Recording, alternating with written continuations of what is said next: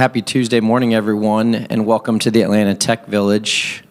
My name is John Birdsong, and I am with Atlanta Ventures. Today, we've got a great interview with Vedant and AT. How many of y'all in the room have tried to build something? You think about it, you're like, oh, that's a really good idea, and you go out and build it, and you think, when I put this up, people are going to just come in and start buying it. Kind of like the Field of Dreams. If you build it, they will come. Has anyone ever built a product where Moeller? There we go.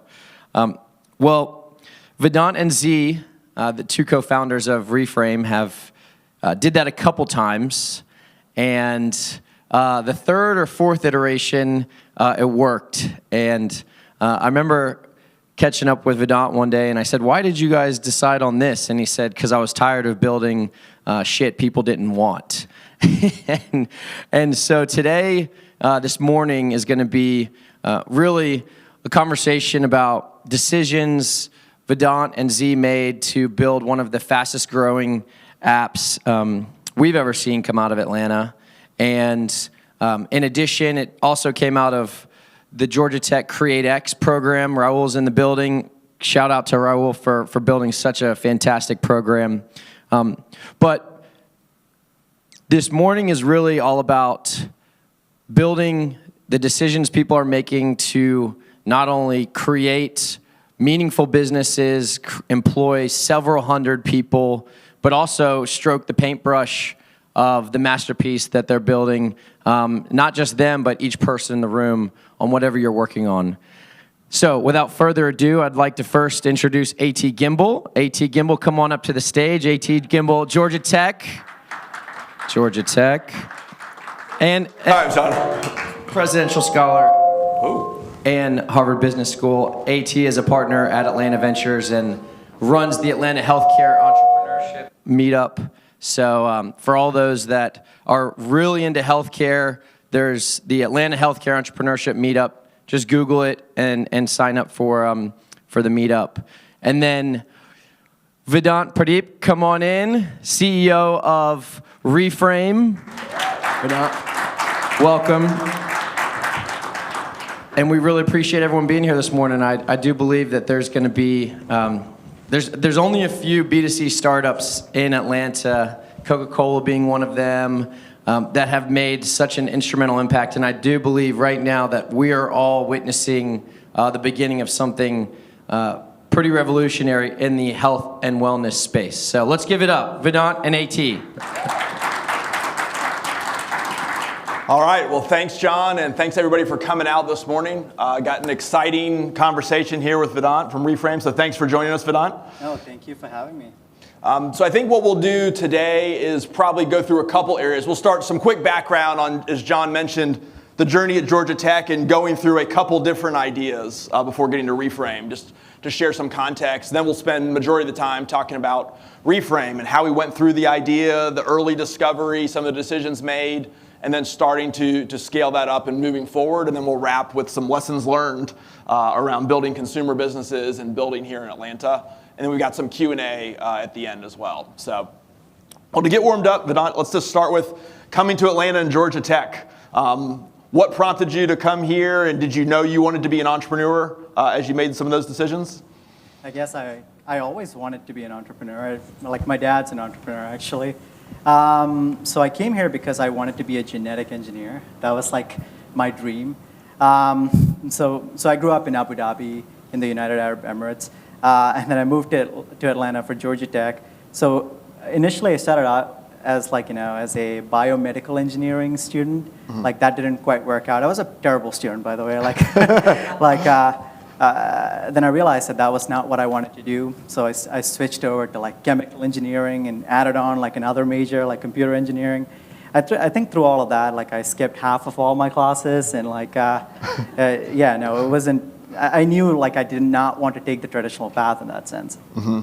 So as you're making those learnings of I don't want to be a biomed engineer, chemical engineer, how did you start bringing entrepreneurship were you dabbling on the side? Did you have big ideas to try, or was it a gradual process? I guess it was a more gradual process. I did have like big ideas in that sense. Well, I knew a lot of things. Georgia Tech showed me a lot of things I didn't want to do. So I didn't want to go get a job in in one of those big companies. That was just not something that I found exciting. And I definitely didn't want to work in a lab. So I got kicked out of 2 labs at Georgia Tech. I was at 3 labs. One of them worked out, but the other 2 not so much. And I guess then we found CreateX. I took a bus actually, and I saw one of my friends, and she told me about CreateX, and that was really the start. So as you went to CreateX, tell me about how you started going through those early couple ideas you went through at Tech. Was that through CreateX? Did you already have those and use CreateX to help kind of test some of those? So when we heard about CreateX, we were we need an idea to go and apply to this program. And so my granduncle Mani had kind of died of a hypoglycemia attack. So that was my parents have diabetes, Ziyi's parents, Ziyi's grandma has diabetes. So we were really passionate about that space. So we started out with a pillow to detect hypoglycemia. It was a terrible idea, by the way, but that was where we started. That was what we applied to CreateX with, and for some reason they decided to take us in. And since then it's been it was fun. There was getting up in the morning. We were it's exciting to get up and try to build something that's really useful and what we thought would be impactful. So tell us then, you mentioned that, but you mentioned Ziyi implicit in that. How did you and Ziyi meet, and how did you decide to go work together? We met in it was a chemical engineering class, Chemi 2100. So school was helpful, chemical engineering was helpful in that regard, right? That's right, yeah.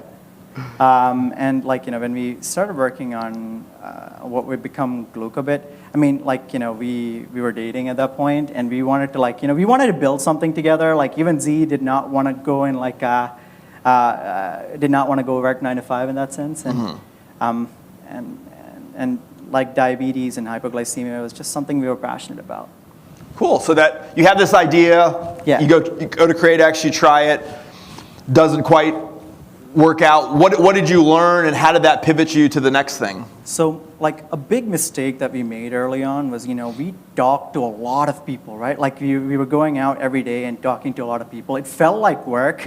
We felt like we were making progress, but we actually weren't, because we weren't building anything, right? We were just talking to people, and that was a big lesson we learned, because when we started building, we realized that we were actually building a dinosaur, because there were these continuous glucose monitors and other technologies that were already really advanced, and we didn't even know about it because, we were not focusing on the right things. We were doing busy work instead of doing real work.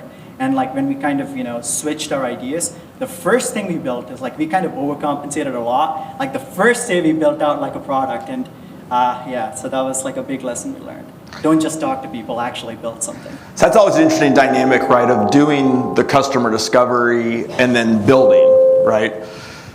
How did you think through what's the right balance there as you're exploring an idea? Ideally, you need to talk to people and also build at the same time, and you need to be testing the products while you talk to people, not just talking. And in a way, at that point in time, I think it was just comfortable to go out and talk to a lot of people, hence we did it. And I feel this is something that I see regularly, you don't have the expertise or whatever to do something, so you do whatever you're comfortable with and you think you're making progress, you're actually fooling yourself, and that was what happened. And now the best way is to essentially talk, build, give it into the hands of people and repeat. Well, cool. Let's transition that. I'm gonna take my phone's off, but if you want to take it, just to. Maybe I should do that too. All right. Yeah. Sorry about that. Yeah. So now let's transition that to some of those lessons as you start to get to the Reframe idea. Talk us through how you started to come up with the Reframe idea. So We always had this crazy idea as as a kid growing up. I've always loved superheroes. That was especially the ones without superpowers. And so we wanted to build something that helps people achieve peak human condition. By the way, a comic book concept, essentially the best version of yourself, mentally, physically. But we realized that that's probably not the best place to get started. We needed to solve a real problem. And I personally suffer from OCD. So we thought that would be a good place to start, right? To help people solve compulsions. As it turns out, in hindsight, it was not a great place to start to kind of jump towards peak human condition. And second, OCD is really tricky, even amongst difficult problems, because it changes form, right? It changes forms all the time. One day it could be lead in the wall, the next day it could be the doorknob. So it's really hard to gauge progress. But what we did see was, with a lot of people that had OCD, they used alcohol kind of as a way to self-medicate.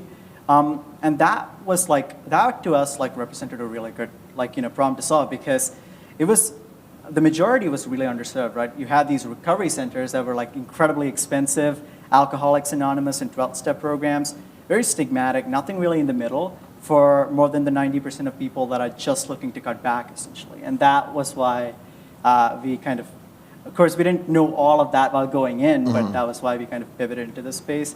And yeah. So as you look through that to what you had just said earlier on, the balance of talking to a lot of people but building something, how did you apply that to get started to test, hey, we've got this idea, some of the reasons you mentioned, how do we start testing that to start moving it forward? Right, so we actually built out an app to help people with OCD. I think the first week of having that idea, or I don't remember, maybe even the first day, we didn't even know how to code in iOS. We kind of learned it. We kind of put together this app.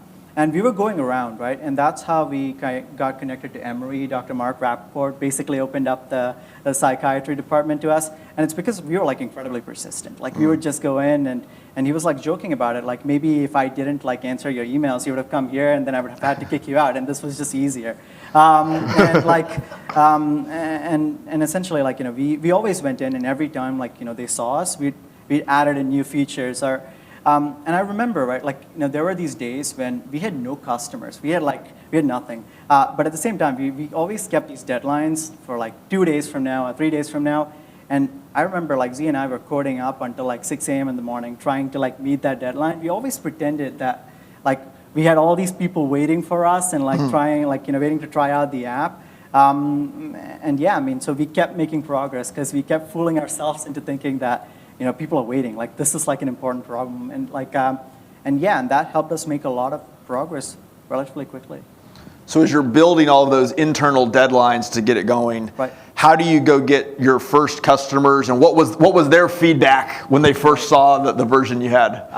So our app sucked. It was so we had this toolkit, basically this big red button. You click on it, it distracts you while you were going through a craving. The problem with it is that, nobody used it. It would have worked if we'd kind of sold it to a recovery center or something like that. But people don't just want a toolkit they don't know how to use. So when we realized that it wasn't working, we quickly changed it up. We put together this program with the help of Emory. Initially, there was a problem with that too, right?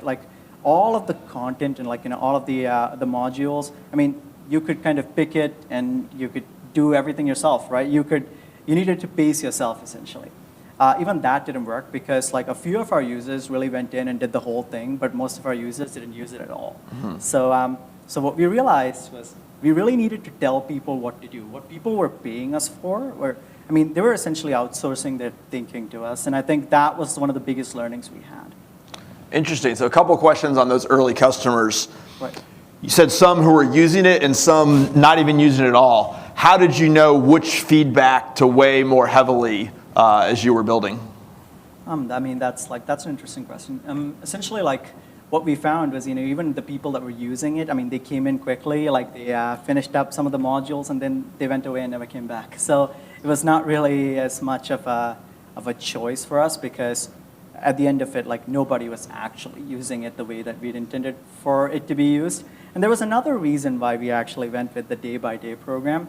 one, it made it easier for the customer, and second, it was also easy for us to like create content and put it up, because we were like doing it every day, right? Like we could not come up with like the entire outline and create all the content and upload it.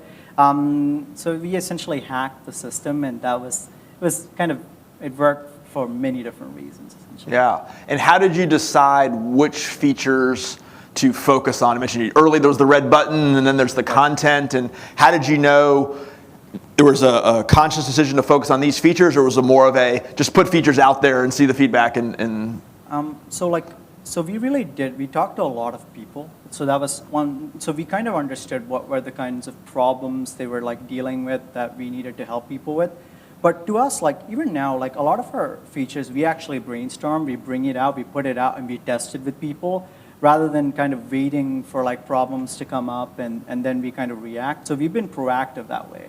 And we've always been thinking about like how can we really improve like the experience for our user. And we kind of conceive these ideas, we build it out, and like we push it out. I mean, we do that even now.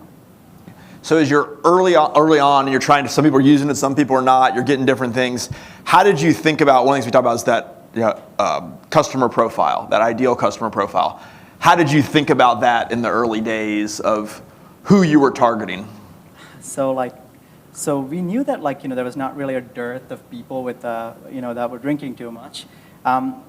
We didn't think about like profiles in that way. We wanted to see how we could acquire customers because we didn't have any money. We couldn't go in and do Facebook ads or something and get people. So we had to get creative. And what we found was there were these groups online that were like really catering to sections of the community essentially. And that was like really we thought that would be a great place for us because we were a science-based app, and most science-based apps don't really work with communities online because, it's kind of, people think it's kind of beneath them to do that. But what we found was an opportunity. There were these communities that really understood, the kind of problems that the communities had. And what we did was we kind of went to them and we said, hey, we want to partner with you. Like, do you want? So we are coders, so we can quickly digitize a program and put it on the app, and a program that kind of solves the needs for that community. And for us, that would be like a good channel to get customers. And we were really fast, and we never wrote code that kind of brings tears to people's eyes. We kind of wrote code that worked. And so it was like a really quick way for us to partner with people and get this content and programs into our app while also acquiring customers. And that was like the hack. And that way, what we initially saw was, most of our app were was mostly more than 80% female. Most of our users at that point in time, they were trying to quit. But the demographics have kind of shifted now, right? Like it's 60-40 female to male ratio now. And also most of our users, 85% actually are trying to cut back. So it's changed very significantly. Yeah, interesting. I want to circle back to that in a minute, but on sort of the consumer side, was the thought always go direct to consumer, or were there thoughts of going through insurance or going through businesses as a wellness program, or was it always we want to go consumer to start? So we had this big vision that we wanted to get to, but in terms of making progress, we were really impatient. So we didn't love the idea of going after businesses, the long sales cycles or whatever, and we wanted quick feedback. We wanted to build, we wanted to use the feedback to build. And consumer is the best place to do that because if the features that you put out actually work, people would buy and people would stay, and if they don't, they would leave. So yeah, so in that sense, consumer worked really well for us. And another thing that we had noticed was B2B healthcare apps. Now I'm sure there are great B2B healthcare products, and I tend to have strong opinions on things. I change them, but I have strong opinions. So what we found was a lot of these B2B healthcare apps really sucked. And the reason was that you were selling to somebody you knew in the organization that was kind of making the decision, but the customer experience really sucked. So we wanted to create something people really loved, and then go the other way around to businesses. So yeah, that was our plan. And as you started getting going with that decision around consumers, right, and the premise, hey, many of those apps are not very good today, get the quicker feedback, iterate. How did you decide of, hey, we want to just blast it out free to everybody versus start with a smaller group, charge, get the right customers, build it? How did you think about the spectrum of what you charged and how broad you wanted to go out of the gates? So we first wanted to validate that people would actually pay for our product. So like we always wanted to go in and make it like a paid version versus like freemium. And we also realized when people paid for it, they would be more willing to engage with it and also like give us feedback and give us like, and we could learn more about what it is that people really valued. And in terms of price testing, we've been doing a lot. I mean, we started out with what, $5.99 a month. Now we charge somewhere close to like $18 a month. So like it's kind of, yeah, we've increased that quite a bit. But that's also because we think we've been adding a lot of value to the customers as well. And how does that value, how does the customer think about that value? Like how would they translate the value they're receiving? So essentially, like, instead of like, ironically, a toolkit or something else, here's a program that kind of guides me step by step through my journey to like cut back. And 88.63% of our users at like month 2 have more cut back on their drinking by more than 50%. So like, they're kind of achieving their goals and then some more, because our goal is and always has been like, how do we help people like become the best version of themselves? And that was like really our so like in our core offering. So we kind of started with helping people cut back, but we didn't kind of end it there. We said, hey, like we've helped you cut back, now let's help you graduate. Let's help you manage your emotions. Let's help you build great habits. And people really love that. And that's like, that's one of the reasons why we have like a 6-month retention of more than 48%, which is like really high for a consumer app. So how did you get to the point now of you're building, you're getting some early customers? How did you start to think, hey, I think we may be onto something? What did that feel like, or when did you start to think, and what was it that made you say, hey, I think we're starting to get the right stuff here? So we've always, it's crazy, but like, even when we had no customers, we kind of believed that we were onto something, like, and I feel like we were so obsessed with this idea that even if we didn't have customers for a long time, I think we would still have kept going at it, kept like iterating and doing that. But I guess when we like really saw that push was, when we were getting these emails from people like talking about how we kind of, changed their lives essentially with an app. And I think that was, we were like, that was like the best kind of feeling, right? Like we built something, like John mentioned, like we built a lot of shit that people really didn't care about. And like, for the first time, here was like people were like sending us messages and other things saying like, this has been really, this has been helping them with their lives. So as you started to see more and more of those come in, how did your strategy change at all of how you wanted to build the product or go to market or start pushing forward at a faster pace? I guess like, our like part of our thinking was we always like, and this has become like a joke amongst my team. Like we always say like we want to add as much value as possible to the customer as we can, and we try to do that like with every single update. And we do 2 updates every single week. And we've never loved the idea of like, taking like an old world analogy, like you find a fertile piece of land and you kind of stick your flag there and you stay there forever. Like we've never loved that. Like.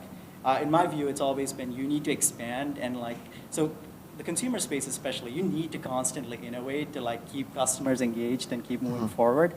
So we've been really ambitious with that. And yeah, so we've always wanted to move fast. And this kind of just gave us the motivation and like, just helped us with motivation to move faster. So as you start to move forward on that, you mentioned the consumer side, always trying to stay ahead and innovate. What's your process for vetting the next idea or the next thing of talking directly to consumers, reading the online reviews, talking with your team? What is that innovation process like within Reframe? So it's like a combination of everything. As a team, we talk to like 30 plus people every single week. So we are always kind of in touch with our customer in that sense. But we also want to like, we also come up with like bold ideas. Not bold in the sense that, it kind of puts the company in jeopardy, but bold in the sense that, we're willing to fail even if it means like significant costs to us. And I think we've had like over 150 iterations just in the last few months alone. And with every iteration, we've put out new features. I think 70% of them have failed. It's the 30% that we are actually looking for. And that's the thing, we're willing to fail with like some of these features and some of these updates just so that we can get the 1/3 of ideas that actually does work. So I love that model of talk about failing fast in entrepreneurship, but you're putting a bunch of things out there, less about the ones that fail, more about to help you more quickly find the ones that do work. Give us some examples of ones you thought were going to be amazing that just failed. I mean, there are so many of like, so like we have this whole toolkit idea, like, these meditations that we put out in these toolkits. As it happens, like nobody actually used it. And we had, so there were these motivational calendars that we created that like, people could do their to-do list. This would become their to-do list as well. No usage, right? Like, so we took it out. Something that we always do is like, when we put out a new feature, we kind of go all in and we release it to everybody. And my team's always been like, no.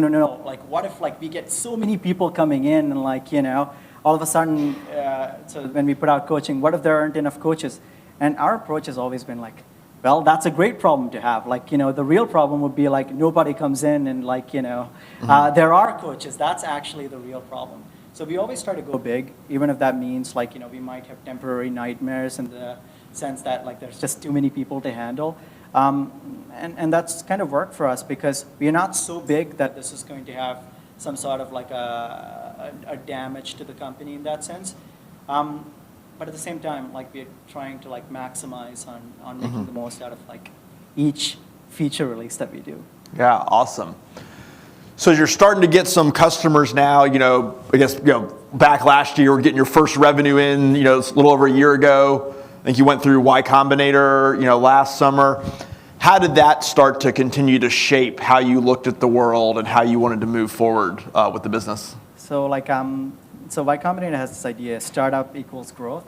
And it kind of gives you this, if you grow 7% week over week, you could become a massive company pretty quickly. So what we did is, we wanted to go beyond that. We wanted to do like 10% week over week in terms of revenue.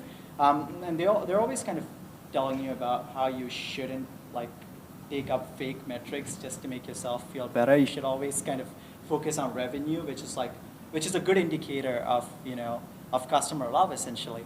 So we kind of put our ARR milestones, our MRR milestones at that point. That was like our core goal, and we wanted to grow 10% every week. And we kind of wrote that up on a whiteboard. I still have it. Like, so YC invited us to like talk to them like a few weeks back, and they were like really like projecting the whiteboard that we had out, right? And like we were really fortunate too because like we kind of turned that into an optimization problem because of that. Like all we had to do was focus on growing 10% like that week. That was it. Like that was the only thing that we really needed to like care about. But that was like really a hard thing to do, right? Like with a limited budget and like you only have the tools you have at your disposal. So we had to find a way to make it work really fast. And so Ziyi basically took on the reins of marketing, and we started like releasing products even faster, or releasing features even faster. And we were lucky because it worked. I think at that point we went from a 200K in ARR, and by the end of it we were like at 2 million in ARR, I think, so within like 3 months or something like that. So it was crazy how much that focus really. Tell us about that part of the journey of you mentioned 200K up to 2 million or so by the end of that, but what I heard you say was really started to focus on marketing as well, that the product was good, continuing on the product, but you also put a lot more focus on marketing. How did you think about marketing to consumers, and what did you learn in that process of what worked and what didn't for you? So we didn't have any expertise in marketing. Like we didn't know anything about it. But we knew that there's like a lot of people with a drinking problem, and we didn't even know like how to target, right? So our idea was simple. Like we were going to do more than 20 ads a week with like micro budgets, and then it became 100. But essentially, like we were churning out these cool creatives. We were like, there should be a way to like help people understand that this is something that could be useful in helping them cut back, and that was it. And it was all about experimentation at that point. And our team was just constantly coming up with like 4 ideas a day, 5 ideas a day, 10 ideas a day, and like even more. So I guess like, what we really put into it was like intensity into the experimentation process, and we took that really, really seriously. And that worked because most ideas didn't work, but the ones that really did work. And, yeah, I mean, Z was like really powering that engine, and she's intense as well in that sense. So that really worked out for us. And at the same time, the product was awesome. So the good thing about our product was, this is a space with a lot of stigma. And Reframe doesn't really do that because we are focused on helping people cut back and thrive. And that's very different from, something like helping people recover or something like that. And that helped because people were like, posting about us on social media. People were like, sharing stuff about us. And actually most of our growth, like more than 50% of our growth is actually still organic. And what we found was, it had something to do with the content as well. When you put out the right content to people at the right time, people are more willing to share it on social media and other stuff. So it was a combination of like the intensity in the marketing efforts and the product and like how much it resonated with people that proved to be a winning combo for us. Yeah, tell me more about that, just that organic word of mouth referral type, because obviously that's the best kind of marketing when it's free to you and they're driving up and referring to friends because they love the product. How did you find that, cultivate that, encourage that as you designed and built the product? So it was funny because we were trying out different pieces of content like every day. We wanted to understand the kind of problems people had. So one of the hacks that we did was, as part of our daily activities, we asked people, hey, what kind of problems are you going through, today? And over time, we were able to understand, okay, we had these clear, longitudinal view of the kind of problems people had, and we saw that when we actually tailored these articles and pieces of content towards that, people were sharing it, saying things like, hey, this app is prophetic, and stuff like that, right? So we started doubling down on that, and then we started making it easier for people to share stuff on Instagram and Facebook and other places.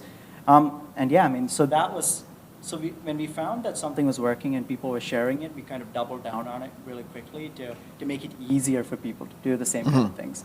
And that worked. God, I love that, encouraging that. So let's go to the next phase of the journey from, you mentioned, starting from nothing, last year, a couple 100,000, then coming out of YC, getting close to 2 million, then getting towards the end of the year, probably close to 10 million or so by the end of the year. Tell me about that next journey from you're starting to take off and now you really push forward, through the fall to the end of the year and into now. How do you think about marketing and supporting the consumer and the word of mouth, as you're starting to ramp up? Yeah, so essentially everything that we did to get to the initial 2 million figure, we actually put more intensity and more focus behind it. So initially I was talking about 20 ads a week, now it became 100 and then it became 150. And it's crazy because these are micro budget ads. They're not, it's really hard work to really manage all of them, and we're doing that with a small team. And we started putting out 2 to 3 app updates every single week as well. So yeah, so whatever got us to that point, we were doing more of. We were testing even more features. We were kind of, our community started growing. We kind of put a lot of focus into growing that community. And at the same time, we also started building out other apps as well. So we wanted to add in fitness, the nutrition, the mental strength components into the app as well. And in a way, all of those different things helped. We had a lot more, even on the App Store, we started going up to the top of the list simply because we were putting out a lot of updates, right? So that was a hack that we found that kind of elevated us to the top without doing much at all. Well, we were putting out updates, that's hard. But in terms of marketing, yeah, we kind of ramped up. We were trying to learn as much as we possibly could about what spoke to the audience, and we were able to identify these trends because of all the intensity of experimentation. And once we identified something, we kind of put a lot of money behind it. So thankfully, we had raised from you and from a couple of other partners that also kind of supported us pretty much until now. And we were able to kind of put that money to good use in terms of marketing. We were getting quick payback, and we were getting more customers into the app. Awesome. So one more question here, and then I want to jump into a little bit sort of the team side of this building up, and then we'll wrap up. As you start to look forward, back to that broader vision you've set of just broader mental health and wellness, alcohol being one component to start. You mentioned now starting to hook in some other things. Tell me more about how you see that vision playing out over the coming years. So we have this 5-phase, phase kind of vision for Reframe, right? So for us, like alcohol reduction has always been like the first place to start for a couple of reasons. One, like 90% of people that are coming into our app are coming in because they want to become healthier. So it's like, this is a good place for them to start essentially. But what we've realized is, in the past, I used to say things like, oh, this is like the most comprehensive app. And I stopped saying that, and we stopped thinking about that altogether. And the reason is, people don't care that it's like the most comprehensive app. Like, what people want is to like not have to think about things and like, get the services to help them, well, in our case, first cut back. But what we realized is, now going back to a comic book example, like if you look at Bruce Wayne or MVP or somebody else, they've always had a team of people that help them get their shit together, essentially. And by that, I mean like their fitness, their nutrition, like, their relationships, their emotional wellness. So in order to like help people become their very best, what we wanted to do was to kind of become this all-in-one lifestyle manager so that we could do what, I don't know, Alfred does for Bruce Wayne, or like, if you look at LeBron James, he's got a team of people that kind of, tells him how to eat, how to sleep. So that's what we wanted to bring to like the average consumer. And yeah, so we started out with helping people cut back and kind of, with the education to help them build great habits. But now we are now adding in nutrition and fitness as like services. First, we guide people with the program and with like human coaches that, that help translate it from here's actionable advice to here's a plan that you can follow. You just need to execute it. But even that's not enough either, right? Like executing a plan is hard. Now we want to make it easier to do that, like by essentially delivering like the meal kits to your door, like delivering the supplements to your door. So we want to go all the way and like help people with their wellness so that they don't have to think about it and they can just become the best version of themselves.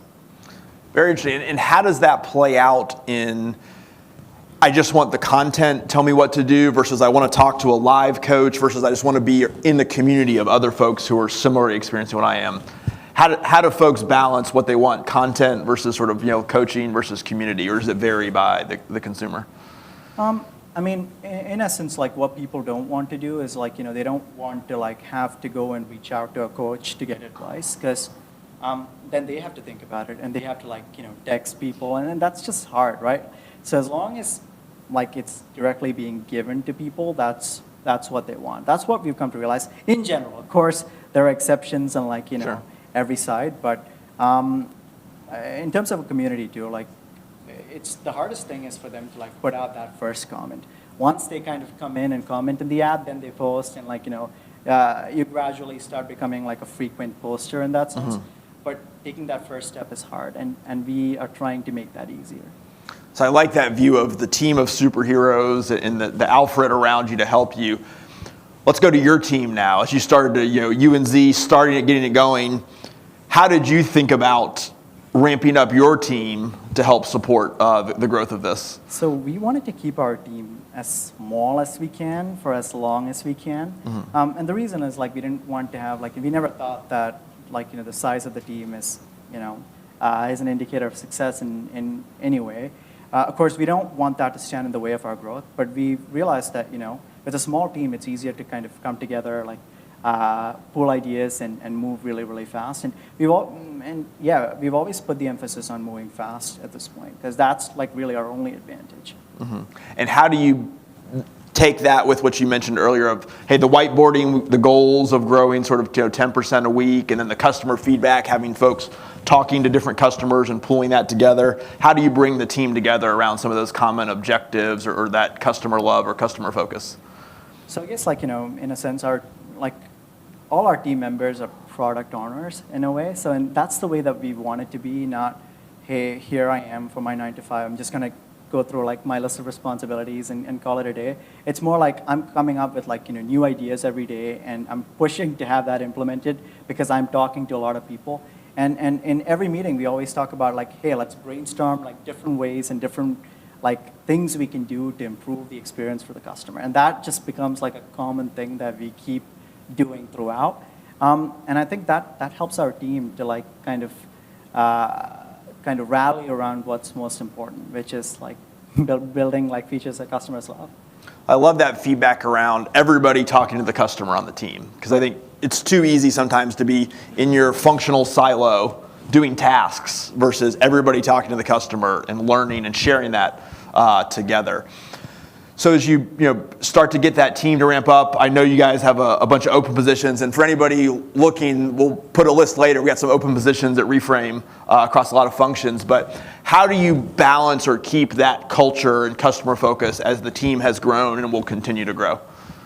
So like we've always been big believers of this parallel organization versus like this essentially like single-threaded leaders that lead like different operations.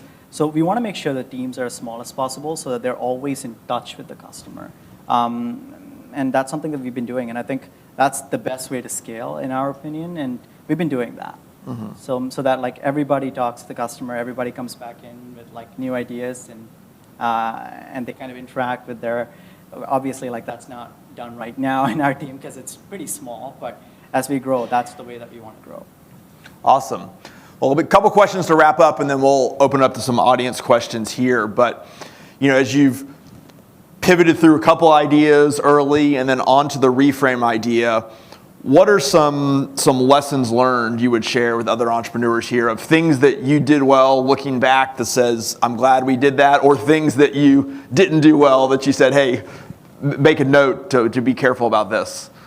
Right. Like I think the thing that we did best was moving fast. I mean, I think that's like, and that's the biggest thing that we've learned. Like, you don't know what's going to work. Like, you could come up with the best plan, and you could kind of come up with all the scenarios that will work, and most of the time it doesn't. So for us, it's always been like, how can we quickly find out what's working and put our resources behind it? And in a consumer space where the feedback is like super fast, that really works because if something isn't working, you'll know like in 2 days that it's not working. And you'll know that you need to change it very quickly or else like people are going to fall off.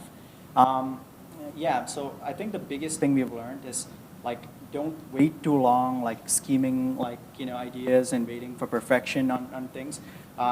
Just go and do it like and just do it as quickly as possible. And if things go wrong, people don't really, it's not like what we initially thought where everybody would just, like get up and leave. They don't. Like people are patient if they realize that more changes will come very quickly. And yeah, it's the single biggest thing that we've learned. Well, I think it's interesting. One of the things I always enjoyed hearing, talking to Vedant was like, customers would complain when something new, but they would still stay, which was a great sign of they loved the mission of what you were doing and they really cared about it. And that investment together is definitely powerful. And I think what you said there about moving fast, I mean, that's the startup superpower, right? Is you can move fast. I remember one time working with a company in consulting days that they had this grand vision for a new product launch, and so they started the marketing like a year in advance and started to get all this stuff going, and then you can imagine they were delayed in releasing it. Meanwhile, there was a startup who heard that marketing message, copied it, built a product, and launched it before that corporate even got out there. And so play to that speed in your advantage, and especially in consumer where you get that real feedback quickly. Any other lessons learned of things that you would have done differently or as advice to entrepreneurs here, be careful of that we hadn't touched on yet? Not specifically. I mean, like, don't make anything too complicated. Like, I think that's like a recipe to getting it wrong in the consumer space because every complex idea we've ever had that we've tried to like execute, like people have always pushed back on so like with every rule, obviously, like there are cases where that's not the case. And like, but for the most part for us, like, don't make the customer think. I mean, that's the idea. Like, you need to, for instance, right? If I download an app and like it's so complicated, if it's like really complicated in terms of like onboarding, I'll be like, okay, I'll do it at some other time, and that time will never come. So we need to make it like super fast, super quick for people to understand like from the get-go. And another thing we learned is like, offboarding is just as important as onboarding, and that's something that people really don't focus on because it's like having too many cookies. Like if you have it all at once, like you're never gonna go eat it again, right? So you need to, at some point, in the app journey, like it's important to like give people the cue that it's time to get out of the app or get out of this, like, using this product, because otherwise it'll kind of leave a bad taste in people's mouth and they won't come in again. And I guess like one more thing about the consumer space, like everything that you do, like whether or not it works or like it kind of helps people achieve like the goal of the product, it needs to make people feel good. Like I think that's the biggest difference. It's not like, you're forced to use the software. I mean, like the second you don't like it, you can leave it. So like if it has to work, it needs to make people feel good. And that's the same thing with referrals as well. Like if you want to refer a product, I mean, if the product doesn't make you look good while you refer it, or like you're not going to do it, because who wants to do like, to refer something that'll make them look bad? So those were like some of the lessons that we learned that really helped. Because like with everything, like, you complete an activity, like we have something in there to make you feel good about it. And that's like absolutely necessary in the space. Love it, love it. Well, last question here, and then we'll go do some audience Q&A. But being in Atlanta and being a consumer startup, how has Atlanta been helpful, or what things can Atlanta do to better support consumer startups here? I mean, like, we've had like a group support us, but in a sense, like, there's not really much more. It's a really connected world, so it's very easy to reach people. So whether you are like here, like there's like, I don't think there's any, I don't think it's more advantageous to be maybe in San Francisco than here in Atlanta, because I mean, people are everywhere and you just need to get it into their hands. So I've never found that to be an advantage or disadvantage, but in Atlanta, there are great people that we like, it's a small connected community, especially like in the startup world. And that to me has been very, very helpful. Like, with just entrepreneurs, like, you, John, and David have been like incredibly helpful. Rahul, like we kind of run to Rahul all the time for like pretty much everything even now. I mean, Garrett Langley from Flock Safety, like, Sean from Stewart, and all these folks have been really helpful. And it's like a small, tight-knit community of entrepreneurs in Atlanta, and that's been really helpful. Well, awesome. And I think implicit in what you're saying there too, which is powerful, is find those folks around you that can be helpful, be mentors, peers, others, because all that support and help will help you move faster and vet ideas quicker. So, well, Vedant, thanks for sharing your story. We'll open it up to some audience Q&A here, and then we'll wrap up. You got Mark. Hey, Vedant, thanks for sharing your story. I'm just going to take you a little bit back to the beginning. Did you say you were non-technical in the beginning and then you started coding? No, I did have a background in coding. So my co-founder Ziyi, less so, but like, I mean, we kind of picked it up really quickly. And the reason is, like, once you have like an idea of what you want to create, like there are all these resources to help on the internet that it's not really that hard to like, follow the steps and get it done. That's what we learned with iOS. We had no experience in iOS development. And it took us less than a week to actually build out like that initial product. And it's because all of the steps are out there. We just need to follow it. I think that's really helpful to hear, because I'm non-technical and I've wireframed my idea, but I just wake up in the morning and look at it, and it's just like, okay, how do I build this? And you talk to people who actually build, and they tell you how much it's going to cost, and you're just like, oh God. So one thing we realized is there are always hacks around every problem, and like this is something that we've used, and we thought that we were going to replace that in the beginning, once like we can have people. We actually never did. We've still been using hacks and like some. For instance, you could actually, like if you're trying to build an app, like you could build a shell app and route a website through it. So that's like an easy way to get started. Right now, that's something that you'll have to change like moving forward. But it's at least easy to get started and get it in front of people, because it's easy to build a website. Like there's like Webflow, Wix, like a bunch of different places. It's easy to build a shell app. Like, you can just route the website through the app, and that becomes your initial version of the app that you can test on. It takes you all of what, an hour to build, or 2 hours? Like, and that might be just a simple way to start solving a problem. And I do think it need not even be an app. Like, I don't think if you want to build an app, for instance, you could first start with a website and see how people react to it. And if it works out, you can kind of go to the next step. But I always like to do like small incremental feature updates versus like massive overhauls, because massive overhauls, like tend to like take a lot of time, and you never know if it's going to work. So like we kind of break it down into the smallest piece that we can quickly build, and we push it out. And that's the way that we've always done it. Thanks, that's helpful. Yeah. Hi. Can you hear me? Yeah. Thank you so much for being here and essentially removing all excuses that I've had swarming in my head. I have a question. Being a consumer app in a relatively competitive space where there already are big players, what is your thought process around building a moat around your idea and your company? Like the concept of moat, like especially in consumer, is like, not really that strong. Of course, like communities can be a moat and other things, but I think it's our speed that's the real advantage, right? Like a big company is not going to like make massive updates to their progress, like to their product most of the time. But as a small startup, that's something that we can do very quickly. Like, we can build new features. We can kind of, as long as we are fast and we stay ahead. And I think that's the most important thing. In a consumer space, like you can't bind people with like, long contracts or anything else. They're going to leave the second like the product kind of does not deliver value. As a small startup, the only advantage you have is like you can be really fast and try to put in more value like all the time. Right now we are like, we started out as like a year ago, we were pretty much nothing in the space because like we were just getting started.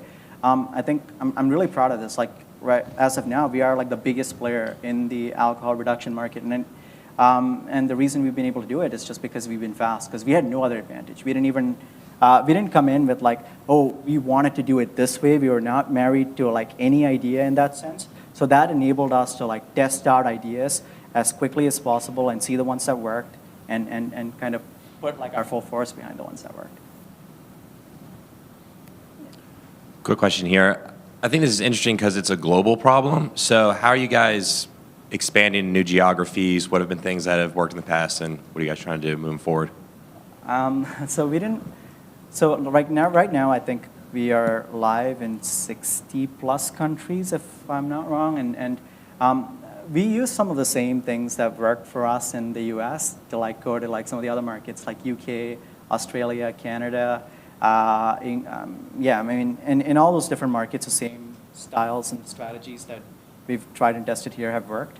And we basically just put it out there, right? We haven't really changed the languages or anything, and that's something that we want to do moving forward. But we didn't do anything different. I don't know if that answers your question, but it's kind of gotten uptake in different countries. How many people are signing up a day, Vedant? Right now, like in terms of downloads, I think it's close to 10,000. Wow. Hey, thanks for the presentation. I was struck by something you said early on about how you learned that your customers were basically outsourcing their trust to you in the app. So I'm just kind of curious about how are you guys thinking about that concept of trust as you expand, and is that factor into your thinking? Right, like so trust, and in a sense, like they're kind of trusting you to do the thinking for them and lead them around, like along the right path, essentially. So like, did you mean in the sense of like privacy and data kind of trust? But also like trusting that you were the right app or the right company to expand right beyond your initial mission. You said Right. So in a sense, like that's like something that we are really passionate about as a team, and we are kind of putting out and trying out different things based on research, of course. Like we have a team of people like coming up with the content, coming up with like, and we are going in actively brainstorming different ideas and putting it out there. So in a sense, like we are trying to add more value to the user every single day. So yeah, I think in that sense, like their trust is in the right place, and we change quickly, right? If something isn't working, we don't like go behind it thinking that, hey, it's going to work out somehow or someday.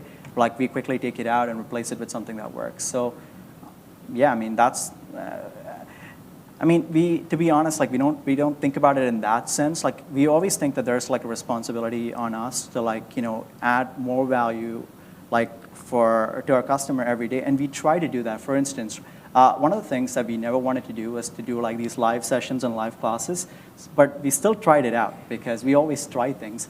And as it happened, like, I was really wrong about this, by the way. Like, I've said things in the past, like communities are overrated. I was like very wrong. And what we saw was, people were really flocking in. Like, if you go in like a minute late, you couldn't find like a seat in one of these classes. So now we're kind of putting out like more and more classes every single day. And our goal is like, within the next few weeks, like we want it to be that at every point in time, there is a class you could jump into. And so, yeah, we're trying to give the customer as much value as possible. One thing just want to add on that I think makes Vedant special, he said it earlier, but he reiterated it there. Very strongly held opinions to test, but then open to changing those based on what the data and the feedback shows. That I see a lot of entrepreneurs who they're set that they have the right idea, but they're stubborn and that they won't adapt it, versus I'm confident in an idea to go test, but I'm open to what that feedback reveals. I think you do a great job of that. Thank you so much. I'm just curious about your experimentation in the early days. You said that you had like 20 ads per week or something like that with like micro budget. Like what was the budget? And also what's like an example of like that, like an experimentation that you had? Right, like so my co-founder Ziyi, like she's been, so she was basically heads down doing that like all the time. So it was like $50 per ad. That was like that was the budget. And we were doing a bunch of things with ads actually, like, how do you kind of get it into someone, or how do you show somebody that this is a big problem? It could be like through your brain, like a brain shrinking, like, or like, that's been proven right now, and there's been a lot of study about like how alcohol actually like reduces gray matter, and we tried to like show different illustrations of that. We've had like direct ads, we've had like completely indirect ads, we've had like, we've tried a lot of different things. Like if you just look at the Facebook ad library and look at Reframe, you'll see like how many ads we've actually tried. Very good. Hey, thanks so much for being here and sharing your expertise with us. Taking it a little bit of a follow-up to that question and thinking back to those early days when you were testing, you mentioned getting involved in online communities and really just putting out content there. As someone who's trying to get that traction and really get awareness and trial and developing loyal customers, you kind of gone through that. What would you say now, like looking back, would you say, where's that balance between testing paid ads and content and all the other things you can do? What kind of advice would you have if you were to do it all over again now? So like partnering with like groups and communities that kind of cater to your like product demographic is, I would start there. Like even if we were to go back, that would be the best place to start, because we're not kind of putting up money up front when we don't have any money. And at the same time, like we are acquiring not just customers, we're also acquiring useful content like cater to those communities. To give you an example, like there was like a community that catered to moms very specifically. And when we partnered with them, like the idea was we were also getting like content that would be like, and resources that would be very useful for moms in addition to like our own content and our own tools. And it's like it's a double win for the customer, right? Like, and also like people see our apps. The good thing for us, that what really worked for us was, we had a product that the leaders of these communities wanted to have available in the market or wanted to build. So it was like a really good partnership in that sense. And I would always encourage, there are communities that kind of really cater to people that you're trying to serve. I would like really encourage reaching out to them. And most of them are not going to get back, at least initially. Like I think it's kind of a volume game in the beginning. We were lucky in the sense that we got like a really good response rate, but even if we didn't get that response rate, like we'll reach out to enough people that we could make it work. Awesome. I think last question here, and then we'll wrap up. Hey there. So thanks so much for the presentation. Truly inspiring. So I bootstrapped my company for the last year, like solely on my own while I was finishing up college. So my question to you is, how important was it having like a small team kind of from the start, from my understanding throughout your presentation? It's extremely hard, to do it all yourself. And you mentioned, the importance of brainstorming as small as we can for as long as we can with your team. And then the second part of that is, what do you look for initially when you were starting to kind of build that core team? Got it. So in the beginning, when you're starting out, you don't really have the luxury of having a big team anyway, right? So one of the problems that might be happening here is you might have a big, perfect idea of how things should be, and you want to build all of that out. And I would challenge you to kind of break that down into the core blocks. What are the most important things that you could do with the least amount of effort that would be beneficial to the customer? And ideally, I would start there. And if we were to look at it that way, all of a sudden the problem probably or what you want to build isn't that big or that complex anymore, and take it in iterative steps versus trying to have something perfect out there, because that just never works in my experience. When we try to build something that that kind of changes everything in one go, that doesn't work. So that's the way we thought about it. That's where a small team or even you as a one-person team can make an impact that way. And what was the second question, sorry? What did you look for in your initial core team? People who are really passionate about this, and for him this wasn't really work in that sense, right? We wanted product owners, people who care deeply about the problem, that were willing to go above and beyond. Because realistically, at the stage that we are at, and at the stage that most companies are at, we really can't have a lot of balance there. You need to really go above and beyond, and that's the only way we can grow as a company. And I think that's what we were looking for more than anything else. Let's give it up for Vedant and AT. Well done, well done. That was a lot of good stories and tidbits to come from that. So just a quick information before we wrap up, and for all those streaming in. So we've got the Atlanta Startup Convos meetup on April 13th at 8 a.m.